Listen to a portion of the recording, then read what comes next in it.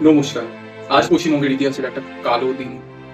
আরজিকরের ঘটনায় যা জানা গেল, তাতে যা বোঝা যাচ্ছে, তাতে আমি একটাই কথা বলবো যে কোনো পতাকার রং দেখে কোনো ডিসিশন নেওয়া উচিত নয়, কিছু ভাবা উচিত নয়।